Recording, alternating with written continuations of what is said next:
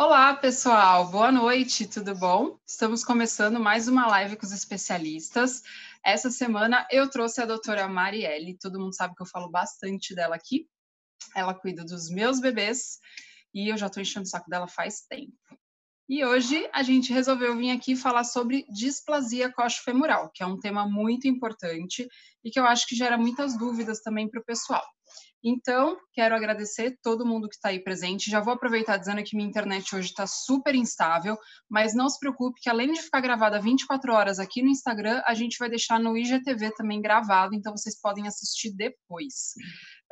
Também outro recadinho é que a gente vai seguir falando sobre as dúvidas, a doença, enfim, tudo sobre ela, e depois, se não der tempo, a gente volta igual semana passada para responder as perguntas. A gente fecha a live e abre de novo. Então, vocês podem ir mandando as perguntas ao vivo e a gente vai responder para vocês aqui depois na sequência de toda a explicação. Então, Mari, quero te agradecer muito por você ter aceitado o convite. É um prazer ter você aqui e pode se apresentar para o pessoal aí, fica à vontade.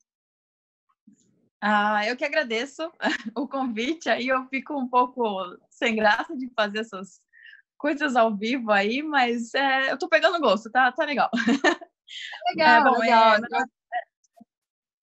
Meu nome é Marielle, eu sou veterinária, especialista em fisiatria e reabilitação veterinária e em acupuntura veterinária. Quer começar já? Posso começar já falando sobre displasia? Vamos começar então. Acho que a gente pode começar falando o que é a displasia coxofemoral. A displasia nada mais é que ela se caracteriza pela instabilidade articular da coxa femoral, tá? A coxa femoral, o que ela é? Ela é composta pelo osso da pelve, né?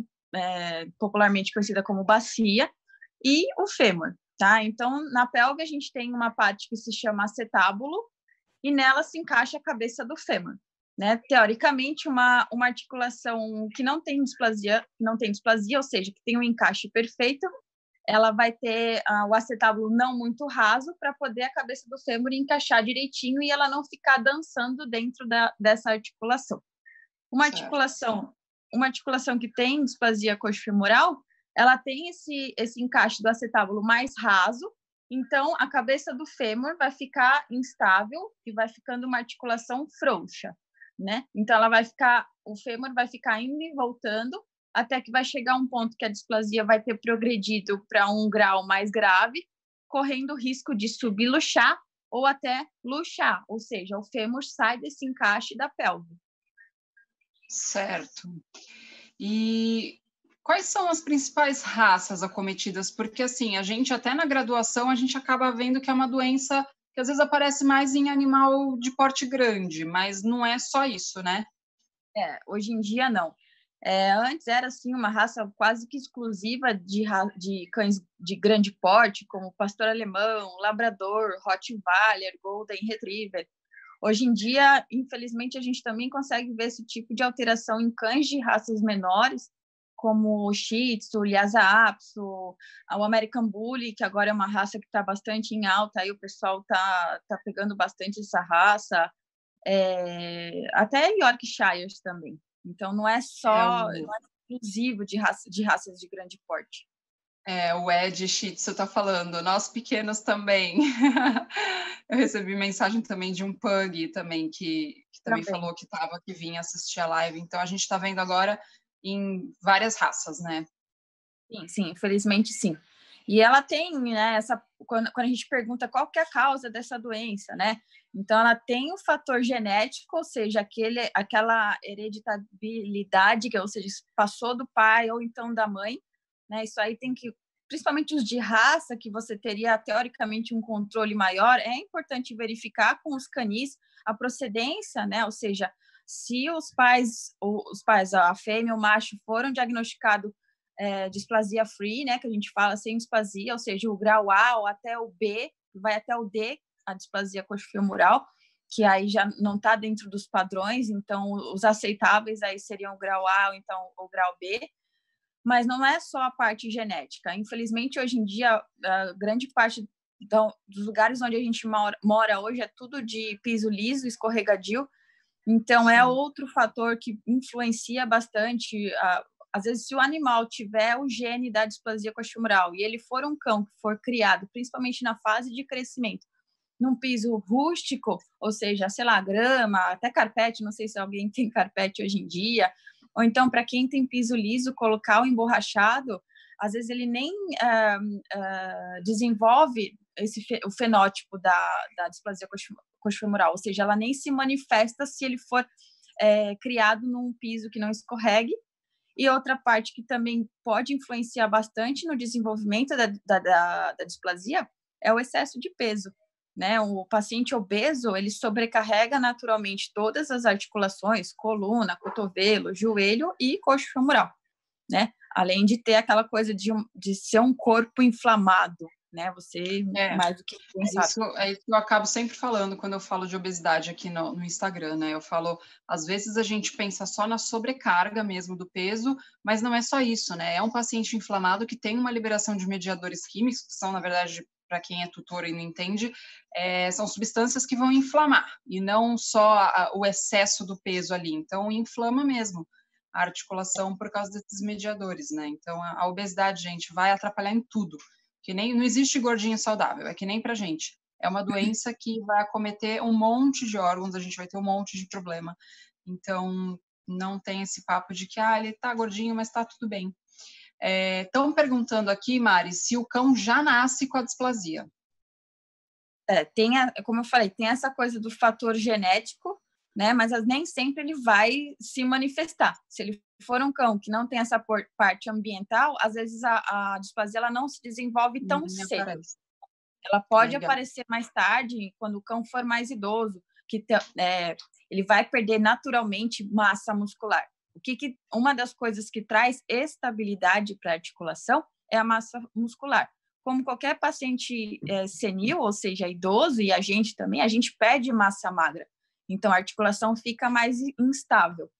Então, às vezes, durante a vida toda dele, ele ficou ok, só que mais tarde, por conta dessa perda de massa muscular, ele pode chegar a manifestar uma claudicação, ou seja, ele pode mancar mais tarde por conta dessa inflamação que vai gerar de forma mais crônica, mais devagar.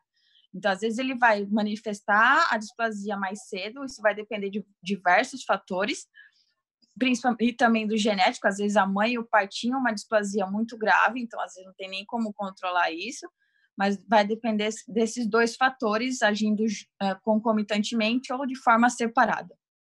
Certo. Mandaram uma outra pergunta aqui, mas acho que a gente ainda vai falar. Mandaram perguntando se depois que a displasia se manifesta, ela pode ser controlada ou a tendência é piorar. Então a gente vai falar disso já já. Vamos seguir aqui. A gente fez um roteiro, pessoal. Estamos seguindo o roteiro para uma sequência lógica, que a pessoa que tem toque, ela gosta de sequência lógica na doença, né? Vamos lá, então. A gente já falou da etiologia, certo? E como é que isso vai calhar até agora o nosso próximo tópico com uma pergunta que a Simone mandou, perguntando quais são os primeiros sintomas, né? Então, como é que a gente faz diagnóstico? Como é que a gente sabe que o animal tem displasia? Se for um animal jovem, a gente vai ver aquela claudicaçãozinha, né? Eu falo que a marcha do displásico não é explosiva, mas a maior parte dos cães displásicos, quando jovens, eles têm não é que dificuldade, mas a biomecânica deles não permite que eles façam uma flexão completa do joelho quando eles estão andando, né? Na marcha, a gente tem aquela fase do balanço, ou seja, a fase que a perna não está no apoio no chão, e assim, num cão que não tem displasia, ele consegue fazer uma flexão boa de joelho. No cão que é displásico, ele já tem uma limitação. Então, ou ele anda parecendo um robozinho, com as patinhas de trás um pouco mais esticadas, ou tem aquele andar rebolante, né? Tem aquele cachorro que rebola muito, que a gente vê mais assim em cães de grande porte. Em cães de pequeno porte, que eu às vezes vejo, quando eles têm essa instabilidade da coxa femoral, às vezes eles têm hiperextensão do tarso, né? O tarso é o calcanhar, então, ao invés dele ficar para trás, ele dá um joguinho para frente. Então, às vezes você vai vendo, poxa, ele está com andar esquisito. Não precisa ser necessariamente uma claudicação, mas ele está com andar esquisito, ele não flexiona direito o joelho. Agora vai todo mundo começar a achar pelo em ovo, né? Calma, calma, não fica achando que é sempre assim. Às vezes o seu animal é só desconjuntado mesmo. Ele não é engraçadinho. Às vezes tem alguns assim. Ou então aquele animal que tinha facilidade de subir no sofá, ou então subir na cama, e aí ele começa a pensar e relutar muito antes de subir nessas coisas, ou até subir em escada, que aí pode ser por conta de alguma doença articular, ou então coluna também. Então, dá para suspeitar dessa forma. Certo. E aí, entrando aqui no que ela perguntou, né, de controle, tendência a piorar, o que a gente consegue falar de tratamento? Depois da parte, o diagnóstico efetivo, né? Depois a gente fazer o raio-x e bater o martelo que tem realmente a displasia, no raio-x a gente já vai ter uma ideia da gravidade que está essa displasia. Se tem proliferação óssea, né? Que a gente fala que são os bicos de papagaio, o bico de papagaio são proliferações ósseas, que a gente chama de osteófitos. Muitas vezes a gente tem em coluna, mas também tem nas outras articulações. Então, a quantidade de proliferação óssea e proliferação óssea em ligamentos, que também pode acontecer, aí vai dar uma ideia para a gente, né, o grau que está essa displasia, qual que é a gravidade dela. Baseado nisso, a gente com certeza tem formas, tem os dois tratamentos, né? Tem o tratamento conservativo e tem o tratamento cirúrgico. E tem o tratamento cirúrgico e depois a manutenção com a medicina integrativa, né, que somos nós. Para poder atrasar a evolução dessa doença, entra todos esses fatores que a gente estava falando até agora. Manejo do peso, manejo do ambiente, e aí tem todas as alternativas de... Ai, caraca, bateu o bagulho, tá? Nossa senhora, que susto, uma ventania! Desculpa. Tá uma ventania mesmo. Olha, seu cabelo tá até voando. Tá mó vento. Desculpa. E aí, dentro da medicina integrativa, a gente tem diversas formas. A gente tem a fisioterapia, que tem aparelhos que vão ajudar a tirar e diminuir a inflamação dessa articulação. Tem a acupuntura. A acupuntura a gente faz uso não só das agulhas, mas também de implante de ouro, né? O implante de ouro, o implante de ouro é um procedimento que é feito com animal anestesiado e a gente vai implantar pequenos pedacinhos de ouro 18 quilates na articulação e ela vai ficar lá estimulando a parte inflamatória para diminuir a carga inflamatória, no caso. Tem células-troncos, tem plasma rico em plaqueta, que é outro procedimento que faz com o animal sedado, mas que tem mostrado ótimos resultados na parte de manejo, de atraso da evolução e diminuição da inflamação. Quiropraxia é outra possibilidade. Nossa, tem tanta shockwave também, isso tudo dentro da medicina integrativa, né? Agora tem na minha cabeça mais isso. E tem a parte alimentar, né? Que aí eu vou deixar com você. Sim. Antes de falar da parte alimentar, estão perguntando aqui se andar na areia faz bem para os cães. Andar na areia é ótimo, só que assim, se você pega um paciente que tem uma displasia muito grave, ou seja, a instabilidade articular é muito grave, ou tem um osso subluxado, andar na areia é um exercício que eu passo quando o paciente está no final da reabilitação, que já tem muita massa muscular, porque aí você consegue aumentar a massa muscular, mas não gerar. Eu não quero um paciente hipotrofiado, ou seja, com pouca massa muscular, andando na areia. É um exercício bom, mas é um exercício muito pesado. Então, eu falo, não faço exercício com paciente com dor, com inflamação. Primeiro eu trato essa parte, aí eu vou introduzindo exercícios do mais leve para o mais pesado, tá? Então, varia muito. Certo, né? Eu tenho um paciente de 16 anos com displasia coxofemoral. Eu vou mandar ele andar na areia? Não. Não. Eu prefiro que ele ande, que ele nade, eu prefiro que ele faça uma esteira aquática. Andar na areia é um exercício para um paciente mais atleta, jovem, que já tem uma carga de exercícios na vida, do tipo, ele anda 40 minutos e não cansa, entendeu? Então, varia muito que tipo de paciente que que tipo de cachorrinho que você está querendo dizer. Então precisa tomar cuidado, que senão a pessoa vai sair fazendo exercício e pode piorar a situação, né? Então, isso aí eu falo para todo mundo. Eu sempre falo que é muito importante você manter o seu animal em movimento, né? Mas aí, então é muito importante, então amanhã eu vou sair, vou andar 10 quilômetros na praia com máscara, porque a gente está de quarentena, com o meu cachorro que não andava nem até a esquina. Não, né? Ninguém começa assim. Então, não adianta você sair com o animal, você na bicicleta e ele correndo do seu lado. Isso aí, calma, gente, não é assim que funciona. É uma coisa. Não adianta querer tirar o atraso de 5 anos sem passear com o cachorro em uma semana. É uma coisa que ele tem que ir criando uma resistência naturalmente, criando massa muscular, começando com alguma coisa sem impacto, para talvez, se as articulações dele permitirem, ele conseguir um exercício mais pesado. Então, tem que ter bom senso. A Carla está perguntando. A Carla é a querida que está também cuidando, fazendo cromo nos meus filhos aqui. A gente faz uma junta médica para cuidar das crianças, né? Ela está comentando exatamente isso. Então, às vezes o cão tem que diminuir a caminhada e exercício para não forçar, dependendo da fase, né, da doença que ele está. Isso. Não pode parar, né? Que tem também o outro lado da moeda. Tem a tal da síndrome do imobilismo. Ou seja, quanto menos você se mexer, mais rígido você vai ficar, mais peso você vai ganhar, menos massa magra você vai ter e menos você vai conseguir se mexer. Então, a gente não quer nenhum nem outro. A gente quer o equilíbrio da coisa. Exatamente. Equilíbrio. Legal. Bom, em relação à alimentação, antes da gente seguir aqui, o que é importante, né, ao meu ver, assim? Então, primeiro a gente conseguir fazer esse trabalho em equipe e deixar o animal no peso ideal, né? Então, é muito importante que esse bichinho não fique acima do peso, porque aí tem todos esses problemas da obesidade que a gente comentou. E sempre que possível, vou puxar a sardinha para o meu lado, obviamente, né? A gente colocar esses pacientes numa alimentação menos inflamatória. Então, o que são alimentos menos inflamatórios? São aqueles menos processados, menos refinados, e aí, querendo ou não, a gente vai cair na alimentação natural. Ah, mas quer dizer que todo paciente então vai ter que comer comida? Não, a gente sabe que nem todos vão conseguir, né, fazer essa mudança alimentar. Muitas vezes os de grande porte fica ainda mais difícil, porque um animal, um golden, né, um pastor alemão vai comer o quê? 1 quilo e meio de comida por dia? Nem todo mundo está disposto a isso.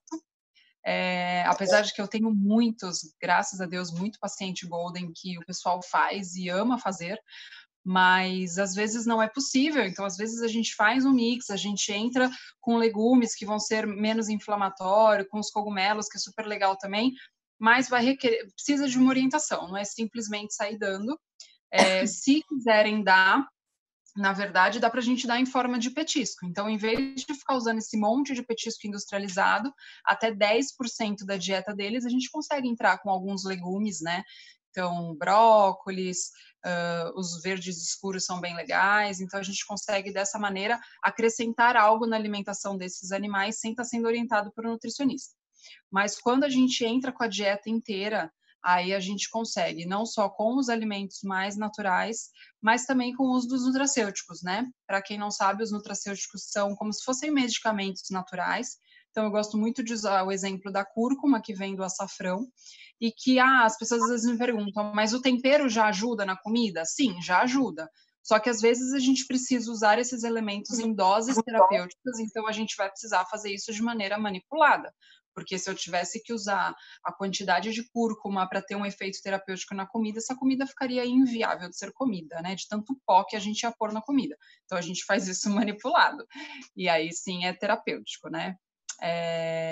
Mas ajuda bastante, gente. A gente percebe que, mais uma vez, puxando a sardinha aí para alimentação natural, a hora que a gente tira o animal do alimento industrializado, parece que ele dá uma reavivada, assim, a gente ganha energia, porque é energia do alimento, não tem como a gente discutir isso, né? E a gente percebe uma melhora, desinflama, eles desincham, então eu gosto bastante do resultado. Não sei qual a tua experiência, Mari, que você compara teus pacientes aí. Não, infelizmente eu não tenho muitos pacientes que fazem ainda alimentação natural, né? Eu sempre tento introduzir a ideia na cabeça do tutor, mas infelizmente não são muitos. Mas os que são, eu também sou suspeita, porque você tratou da minha cachorra, né? Então eu vi uma diferença, assim, não foi para displasia foi para um caso oncológico, mas eu vi foi assim, uma coisa evidente, muito na cara, tipo, tirou a ração, mudou para alimentação balanceada com suplementação, ela clínica, exame de laboratório, ela reagiu em todos os parâmetros, né? O que a gente sempre indica de lei, tem muitos trabalhos que mostram a evidência da eficácia do uso da glicosamina e condroitina. Sim. A minha dúvida até ia perguntar para você se você costuma indicar para pacientes jovens, não sei se tem problema de começar muito jovem o uso da condroitina e glicosamina. Você diz, por exemplo, pacientes que a gente sabe que vão ter uma predisposição a desenvolver a doença. Não, até que, poxa, eu comecei a tratar um Border Collie de 6 meses já, com uma displasia bem importante. Então, se seria esse o caso de já começar com esse tipo de suplemento? Com certeza. Já entraria. Esse é o de lei, né? Não só a glucosamina e a condroitina, mas dá para a gente fazer umas formulazinhas, né? Na verdade, tem muita coisa que a gente pode usar.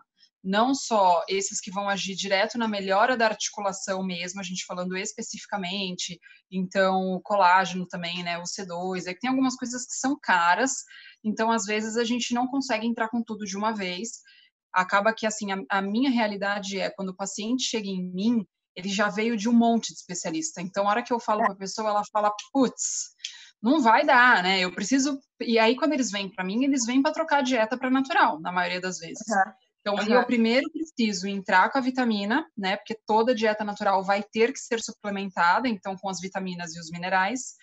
E aí eu ainda falo, então, será que a gente consegue pôr um plus aí do nutracêutico? Aí, na maioria das vezes, a pessoa fala, vai ficar muito caro. Então, às vezes, eu tenho esse empecilho, mas sem dúvida alguma que é maravilhoso. E aí, dentro de todos os nutracêuticos que a gente pode usar, dá para a gente ir variando, porque tem uma gama muito grande, né, para a gente usar. Mas, com certeza, esses que a gente comentou até agora já são maravilhosos. Legais. Deixa eu ver se tem alguma pergunta aqui nesse meio tempo que a gente ficou tagarelando. Falaram que o único problema da alimentação natural é que o cão não quer mais parar de comer, isso é verdade. O apetite fica bem exacerbado. Eles amam a comida, né? É gostoso. E aí eles querem comer mais mesmo. Estão perguntando como calcular o peso ideal. Gente, é meio subjetiva essa pergunta, porque assim, é através de uma análise, na verdade, visual de cada veterinário, né? A gente tem algumas formas, então a análise de score corporal, análise de massa muscular, mas eu sempre falo que ele é um pouco subjetivo, porque às vezes a gente pega um Shih Tzu que o peso ideal vai ser 4 e pega um Shih Tzu que o peso ideal é 6, porque a gente tem as variações dentro da raça também.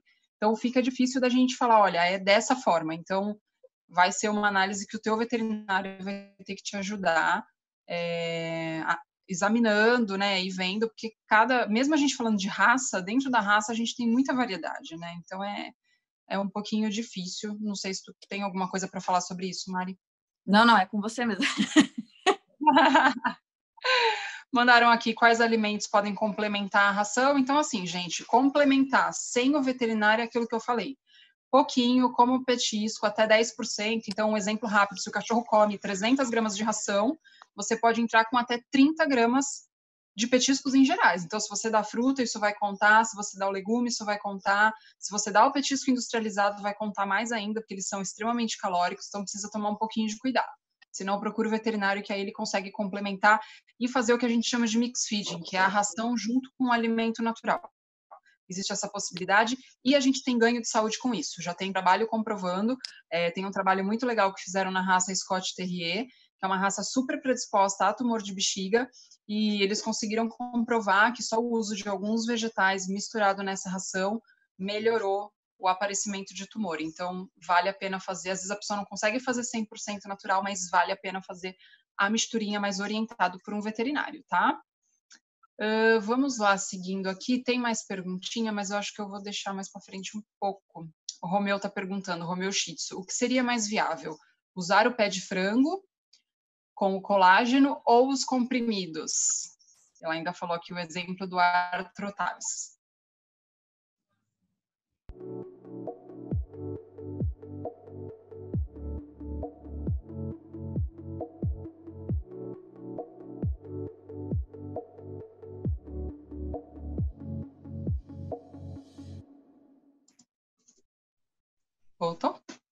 Voltamos, pessoal. Tivemos um problema com a conexão, minha internet caiu, mas iremos, que nem eu falei para vocês, deixar tudo gravado e depois vai subir no IGTV também. O pessoal está avisando aqui, está pausado, travou. Voltamos. Tinha sido a internet que caiu. Então, vamos lá. Então, falamos da alimentação, falamos dos nutracêuticos. Mari, vamos então para a parte que é tua habilidade aí 100% de tratamento? Pode chamar. Eu só não falei da parte cirúrgica, né? Que tem procedimentos cirúrgicos que podem também, vão ajudar com certeza o paciente displásico. Mas aí vai variar muito de acordo com a idade e com o poder aquisitivo do tutor. Vai são 5 tipos de cirurgia. Tem um implante, que aí já vai exigir, uma coisa que dá muito certo, mas também exige muito, porque é caro. Tem alguns procedimentos, tipo a cintisodese pública, que é mais para pacientes mais jovens, até 4 meses. Tem a colocefalectomia, que é quando você tira a cabeça do fêmur e no lugar ali vai formar uma pseudoarticulação de tecido conjuntivo, né? É um pouco drástico, mas é uma coisa que muitas vezes pode funcionar e raças pequenas também dá muito certo. E a denervação, que nada mais é você tirar ali a inervação da cápsula articular, né, da ligação ali da cabeça do fêmur com o acetábulo, ou seja, o que vai fazer o caminho da dor vai ser tirado. Então, a dor você tira, mas a má formação continua ali. Então, para evitar uma luxação completa, você tem que manter o animal com muita massa muscular. Esses são os procedimentos. Teve uma pergunta aqui que é exatamente sobre isso, sobre massa muscular. A Juliana está falando que o cachorro dela tem hiperextensão bilateral das perninhas, que ele tem 1 ano e 9 meses, que ela já faz preventivo, e que a pergunta dela é se com a castração pode ter mais perda de massa muscular. Ok, tá, vamos lá. Ele tem hiperextensão do tarso? Essa é uma dúvida, depois se ela puder ir respondendo, qual hiperextensão, de qual articulação que ele tem. Mas sim, a castração pode acabar influenciando, não na perda da massa muscular, mas ele não pode, se ele for castrado, principalmente se ele for macho, né? Se ele for castrado até antes de 1 ano e meio, pode influenciar, fazer com que ele não ganhe tanta massa muscular quanto ele poderia ter ganho, né? Depende muito da raça também. Uhum. Legal. Deixa eu ver aqui. Estão perguntando de sinais iniciais. A gente já falou. Eu vou deixar salvo para vocês. Quem chegou agora, eu não vou voltar a falar, gente, porque tem um monte de coisa legal que a Mari preparou para vocês verem, senão não vai dar tempo. Então, vamos falar dos exercícios. A gente vai mostrar alguns exercícios que vocês podem fazer em casa. A Mari gravou alguns vídeos. Conforme ela for falando, a gente vai colocar para vocês irem assistindo. E se vocês tiverem dúvida, pode ir mandando, tá bom? Vamos lá, então. Primeiro, antes de tudo, se você for fazer qualquer tipo de exercício com o seu animal em casa, principalmente agora que é quarentena, tá todo mundo dentro de casa, não faça no piso escorregadio, tá? Senão você vai piorar ao invés de ajudar. Então, o que vocês vão ver aí no vídeo, eu uso passadeira de borracha, vocês podem usar EVA, ou então ir na garagem do seu prédio e fazer, tá? Mas não, em hipótese alguma, façam os exercícios no piso escorregadio, jamais, ok? E assim, alguns pacientes, lembra que não é todo cachorro que vai conseguir fazer tudo. Assim como nós, eles também têm as limitações deles e é preciso ter paciência, tá? Tem que respeitar o tempo deles para poder aprender as coisas.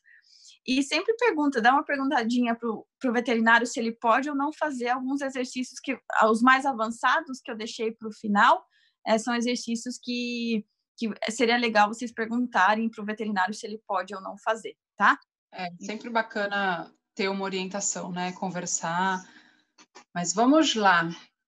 Estão perguntando aqui, antes de você falar, Mari, estão perguntando aqui quais os tipos de displasia. Como saber se é leve, moderado ou grave? É através do diagnóstico do raio-x que vai avaliar, né? Perfeito, eles medem, tem um grau que mede, sabe a aula de geometria? Então, é mais ou menos isso.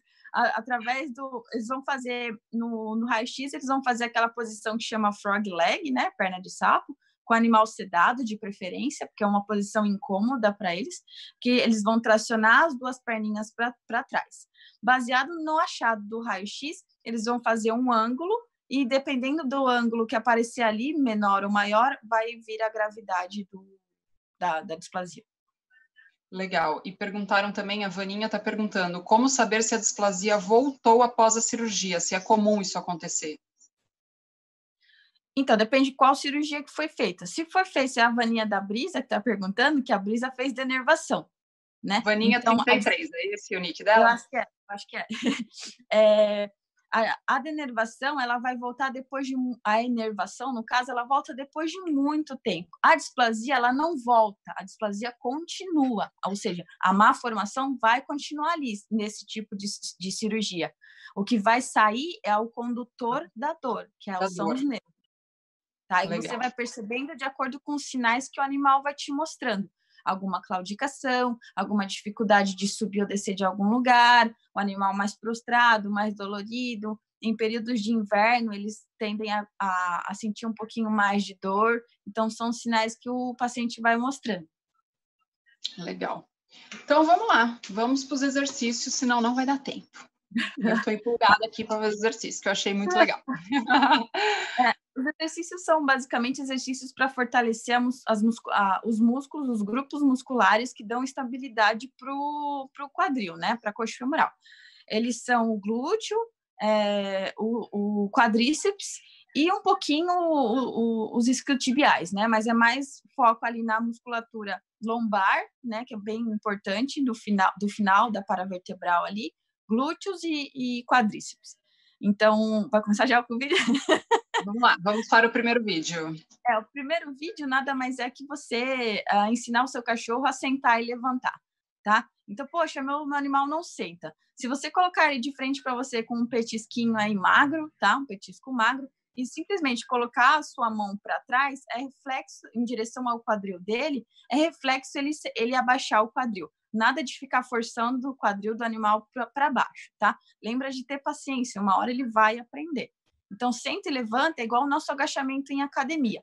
Você pode fazer 10 repetições, pode fazer enquanto você está passeando, caminhando com ele ao redor do quarteirão, a cada esquina você faz ele sentar e levantar e você já junta 2 exercícios de uma vez só. É um ótimo exercício. Legal. Vamos para o próximo. O próximo, eu vou colocando mais dificuldade dentro dos exercícios, né? Esse é o senta e levanta com uma elevação na frente.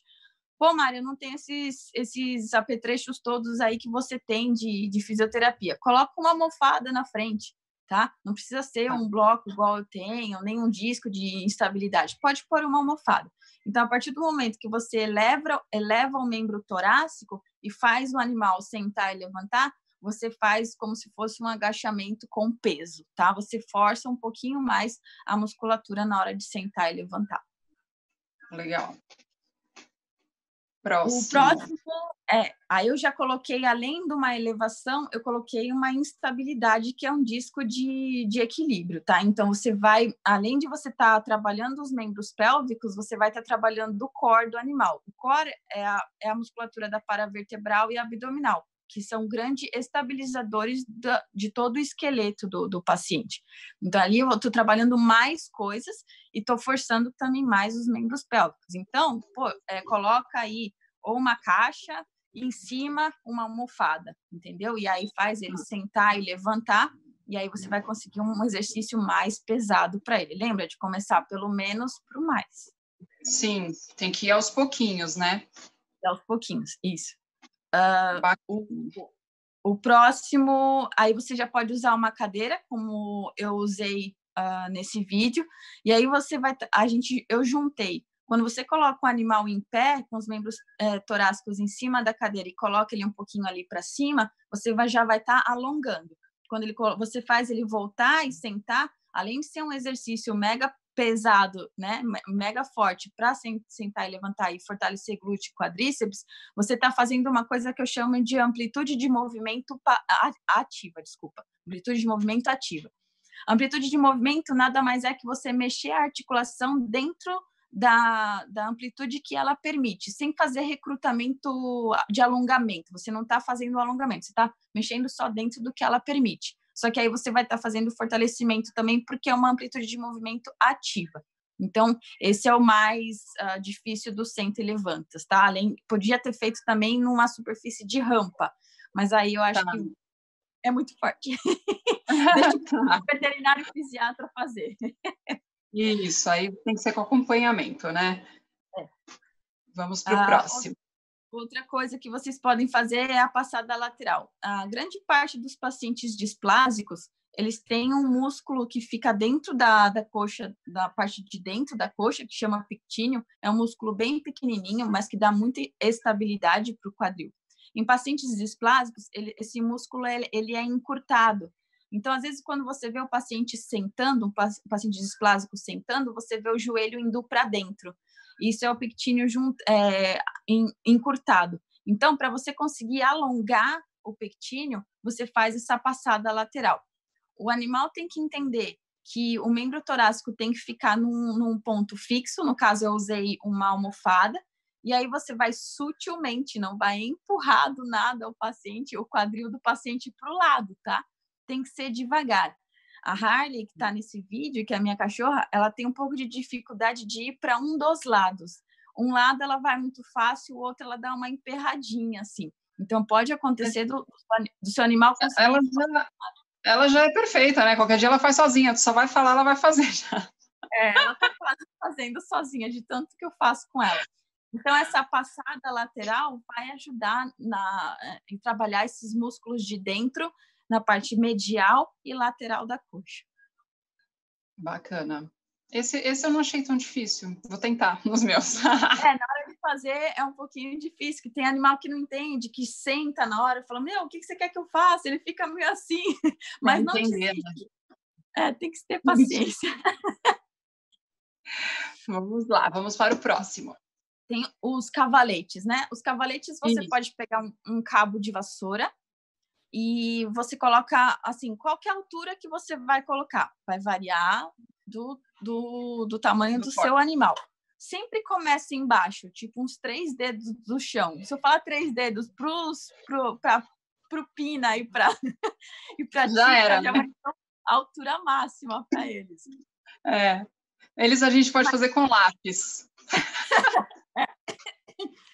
Mas começa com cabo de vassoura no chão. E aí, o máximo que eu falo é um pouquinho ou na altura do joelho do animal, ou um pouquinho acima só. Porque aí eu vou conseguir uma flexão boa do joelho, mas esse não é meu objetivo, porque eu não quero pensar em afecções de joelho agora, tá? Mas é ótimo para trabalhar o quadríceps que dá estabilidade para o quadril. Então, o cavalete você coloca aí no máximo na altura do joelho, pode começar embaixo mesmo para o paciente ir se acostumando, e você vai passar com ele de um lado para o outro. Só que assim, é devagar. Eu não quero que ele salte, principalmente eu não quero que ele faça o movimento de coelho, ou seja, saltar com as 2 patas juntas. Eu quero uma pata de cada vez. Então, é uma coisa para ser feita devagar, bem devagar. Tá. Estão perguntando aqui, Mari, se os exercícios são preventivos ou é para tratamento? Os dois. Os dois. Vai funcionar para os dois. Legal. E o Romeu Shih Tzu... Fala. Pode falar. Toda forma de exercício é uma forma preventiva, se você for pensar, né? Porque aí você vai estar fortalecendo e dando mais estabilidade para aquela articulação. E aí a chance dela luxar é menor. Então, às vezes, o paciente é um displásico de um grau baixo, se eu mantê-lo forte, ele não vai luxar, né? E a displasia não vai evoluir com tanta rapidez. E se depois de, ele já foi diagnosticado com uma displasia de grau grave, é mais do que imprescindível que ele tenha essa articulação forte. Então, antes ou depois, diagnosticado ou não com displasia, você pode fazer exercício com o seu cachorro. Então, a Mayu Ferreira está aqui perguntando se esses exercícios servem só para displasia, porque o filho dela tem problema de coluna, se pode fazer também. Tá, coluna, aí vai depender, é aquilo que eu falei, você nunca faz um exercício com um paciente com dor. Crise, né? O exercício do cavalete é um exercício ótimo para fortalecer a musculatura também da paravertebral, e aquele que eu coloquei, você coloca o animal ali na cadeira, só de você fazer, você não precisa fazer ele sentar e levantar para a coluna. Vou colocar de novo para o pessoal ver o da cadeira. Da cadeira, acho que é o 4. O quarto. Né? É o quarto. Aí só de colocar ele ali para cima, você segura ele ali. Você não precisa ficar fazendo ele sentar e levantar. Você está fazendo um alongamento. Vai até alongar, né? Exatamente. Legal. Então, lembra, você não vai conseguir fortalecer um músculo encurtado ou contraturado. Se o paciente estiver contraturado, eu não consigo fortalecer. Então, primeiro você tira a contratura, aí vai depender muito. E pacientes com problema de coluna, você quer fortalecer o core. Aí são outros exercícios que você tem que colocar umas superfícies mais instáveis, no membro torácico, no membro pélvico, mas desses que eu mostrei, eu acho que o cavalete mesmo, ida e volta, né, com um obstáculo baixo, tá? E esse aí da cadeira também, sem precisar fazer ele sentar e levantar, você pode fazer no sofá. Mas lembra, não vai fazer isso num piso escorregadio, pelo amor de Deus. Sim. Legal, aqui uma pergunta antes da gente mostrar o último, do Rossi Thiago. Ele está perguntando se tem algum exercício específico para fortalecimento de ligamento em filhote. Tá. O ligamento, ele tá muito... o ligamento tá ligado, é ótimo. O ligamento, ele vai ter uma conexão entre os ossos, né? Então, para você fortalecer um ligamento, eu acho que o ideal aí é você fazer exercícios de amplitude de movimento. Aí não precisa ser necessariamente com o animal em pé, né? Ou ativo. Você faz com ele deitado. Então, se o ligamento é do joelho, você faz com ele deitado em decúbito lateral e você nunca puxa o membro do paciente, tá? É sempre empurrando. Você vai mexer o joelho dele dentro da amplitude que ele permite. É que é difícil falar sem mostrar. O legal seria se tivesse esse tipo de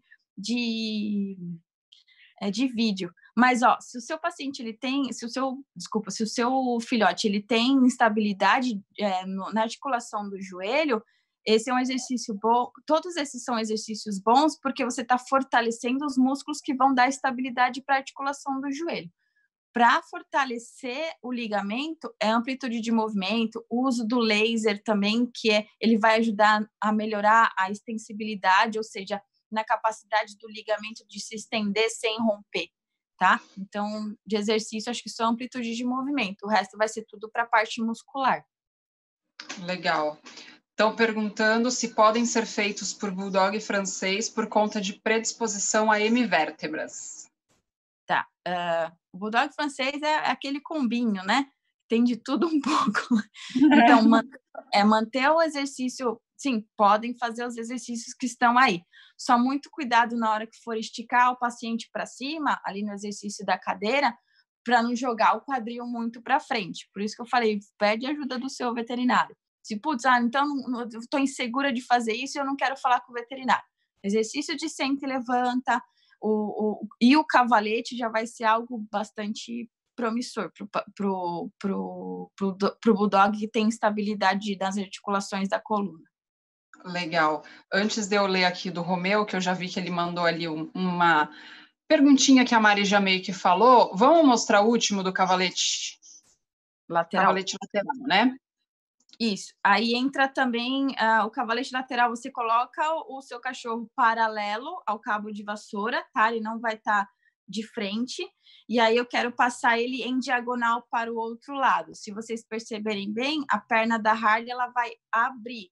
Eu não quero que passe primeiro o membro de fora por dentro e cruze. Eu quero que o membro que está perto do obstáculo passe primeiro, dando uma passada lateral, e depois venha o outro. Então, é uma coisa que tem que ser feito devagar, não é saltando igual um louco, tá? E sempre assim, dessa forma, porque essa passada lateral, eu trabalho a parte de musculatura de dentro e de fora da coxa. É outra possibilidade de cavalete aí. Legal. O que o Romeu Titso estava falando é se tinha algum exercício que ele podia fazer deitado, relaxado, com a mãe dele fazendo alongamento nas patinhas. Amplitude de movimento, gente, é um exercício que a gente sempre passa para os tutores, tá? Eu acho mega válido, é uma coisa que o tutor pode fazer e vai manter saudável a articulação. Quando a gente faz amplitude de movimento, depois eu mando um vídeo e aí a Shelly me marca, e aí você tem aí no Stories como é que faz amplitude de movimento. quando a gente faz esse exercício, a gente aumenta o líquido sinovial, que é um líquido que está dentro da articulação. E ele tem propriedade anti-inflamatória natural. Então, você fazendo esse exercício, que é um exercício que dá para fazer deitado e dormindo, inclusive tem o Romeu, que é um bulldog francês, que eu estou fazendo um vídeo dele também lá no Patronos, fazendo alongamento e amplitude de movimento. É mega relaxante. Depois a gente manda um vídeo aí para vocês saberem como é que faz. Estão perguntando, Mari, pelo que eu entendi, né? Se pacientes, se não for isso, gente, manda a pergunta de novo. Se paciente com displasia controlado, não em crise, pode fazer agility. Eu sou muito a favor, cara. Se for um paciente que não é hipotrofiado, e lógico, pelo menos eu faço agility com as minhas cachorras, né? Então, eu tenho que ter... e eles são mega conscientes. Eles não vão começar, tipo, obstáculo lá em cima, tá, aquela corrida, mega impacto. Não, vai começar devagar até o animal se acostumar, e aí ele vai pegando resistência, né? Eles são mega prudentes. O pessoal... Pode falar o nome? Pode falar de onde é? Pode. Eu faço tudo.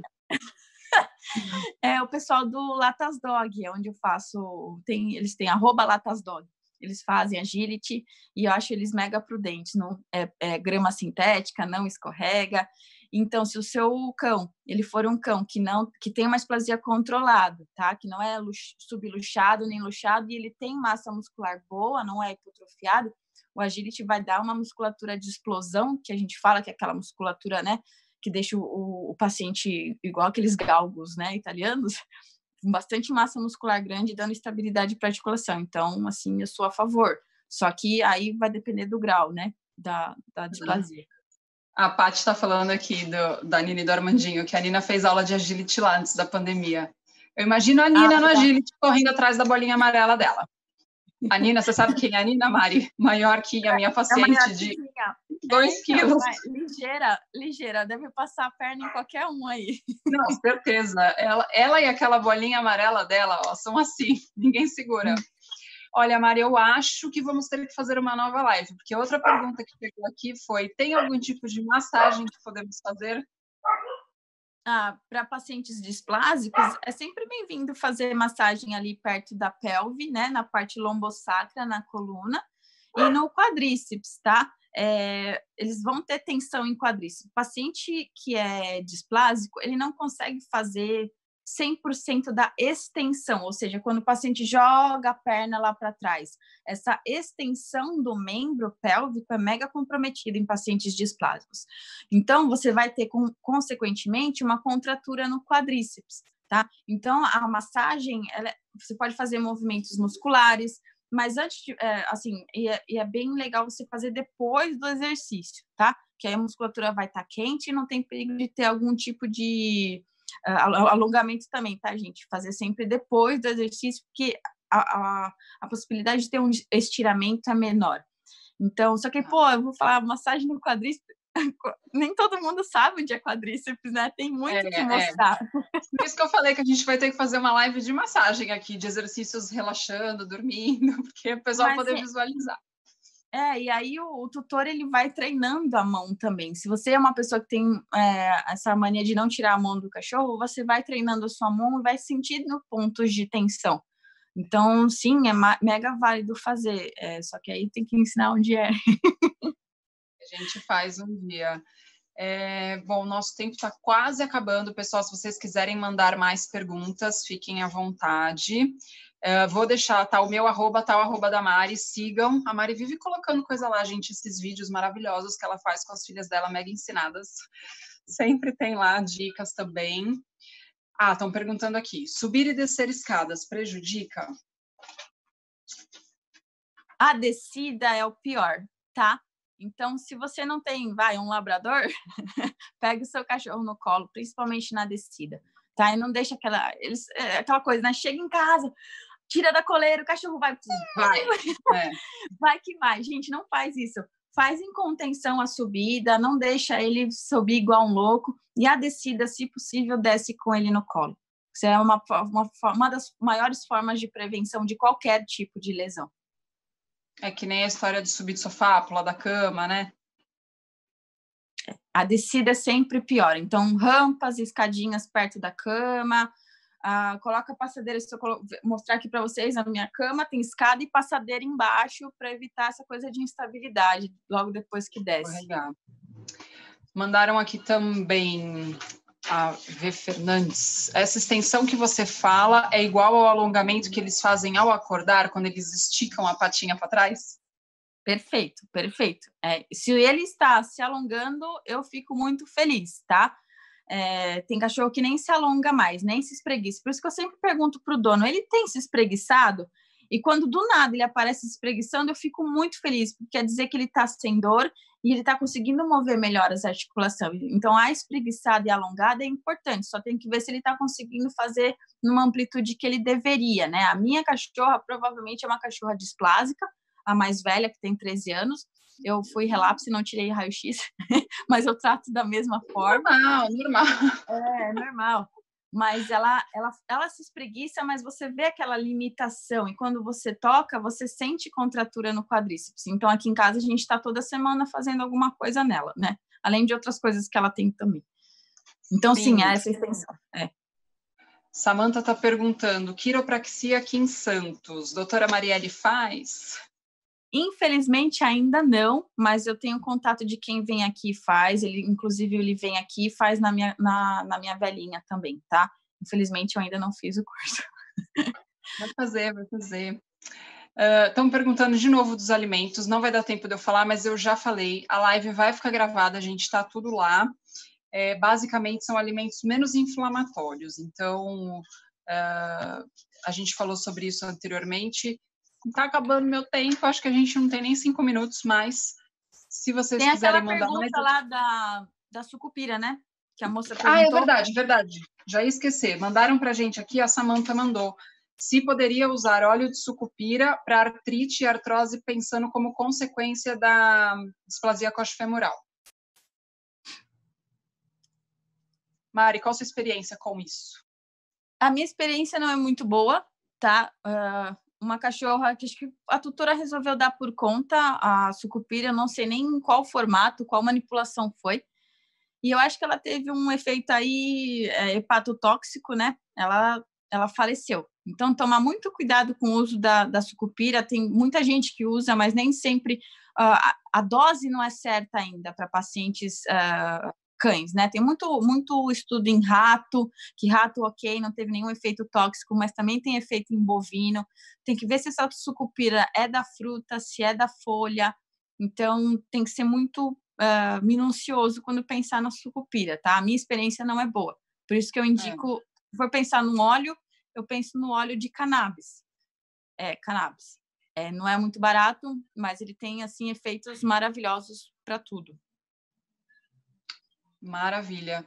Pegando esse gancho aí, gente, mesmo a gente falando dos nutracêuticos, né, que são coisas mais naturais, por mais que sejam naturais, eles têm efeitos terapêuticos. Então, não é para sair dando, comprar sozinho na farmácia de manipulação, não. Existem doses, né? Existem coisas que gente toma, cachorro não pode tomar. Então, precisa procurar a orientação de um veterinário, tá? Para qualquer coisa. Zimara está falando aqui, minha bebê está tão gorda que não consegue subir na cama e chama para colocá-la. Eu coloquei um colchão para quando ela descer não bater direto no chão duro, mesmo porque foi diagnosticada com rompimento. Vão emagrecer essa menina, né? Em primeiro lugar. Muito importante. Então, agradecendo aqui, obrigado pelas respostas. Essa live foi muito esclarecedora. Obrigado, tias. Que legal que vocês gostaram, gente. Lembrando que vai ficar salvo a live aqui no Instagram por 24 horas. Vamos subir no IGVT. Sigam o @ da Mari lá, Patronos Vet, tem um monte de dicas. Se ficou resposta e vocês não mandaram aqui, não deu tempo, mandem para a gente por direct, que a gente vai responder. Manda para mim, para a Mari, não tem problema, a gente responde. E que mais? De recadinhos. Estou com o meu editor aqui do lado mandando recadinhos. Agradecer todo mundo. Lembrar que agora, vocês viram a novidade, montei uma lojinha, então vou começar a indicar alguns produtos para vocês lá, porque estavam tendo muita dificuldade de achar algumas coisas nessa quarentena. Mari, quero te agradecer muito por ter topado. Já fica o convite para uma próxima. Eu que agradeço aí o convite. Eu gostei. Que bacana. E o nosso tempo está se encerrando, pessoal. Então, obrigado, uma boa noite. Todo mundo que ficou aí, participou até agora. Obrigada, Mari, uma boa noite também. Gente, Tchau. até semana que vem. Um beijo. Tchau, obrigada. Tchau.